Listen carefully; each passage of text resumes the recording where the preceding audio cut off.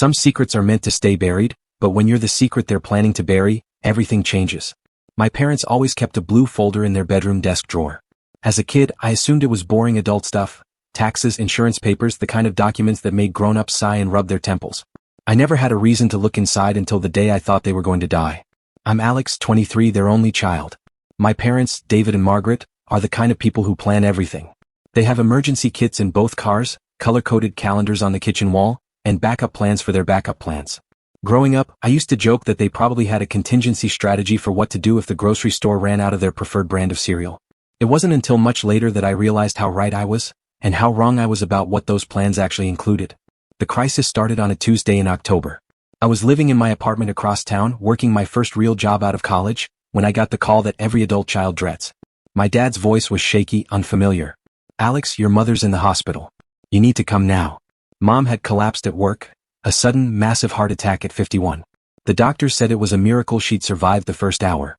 As I sat in that sterile waiting room watching my father pace back and forth like a caged animal, I realized how unprepared I was for the possibility of losing them. They'd always seemed invincible, these two people who'd raised me with such methodical care, such deliberate attention to every detail of my life. For 3 days we lived in limbo. Mom was in the ICU, connected to machines that beeped and hummed with mechanical precision. Dad barely left her side, subsisting on hospital coffee and the sandwiches I brought him.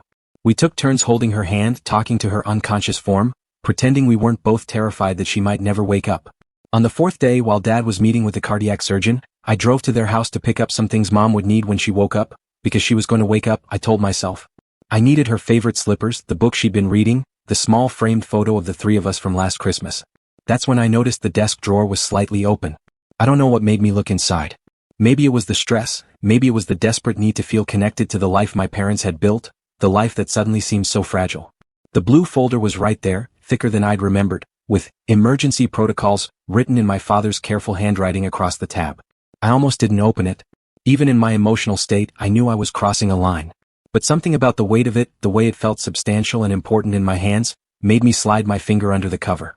The first few pages were what I'd expected. Copies of insurance policies, medical directives, contact information for lawyers and accountants.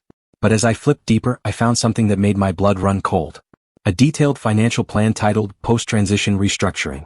The language was clinical, almost business-like, but the content was unmistakable. It outlined how my parents would liquidate their assets, sell the house, and relocate to a smaller city in Arizona. There were specific timelines, budget projections, even research on climate and healthcare facilities in their target area. At first, I thought it was a retirement plan.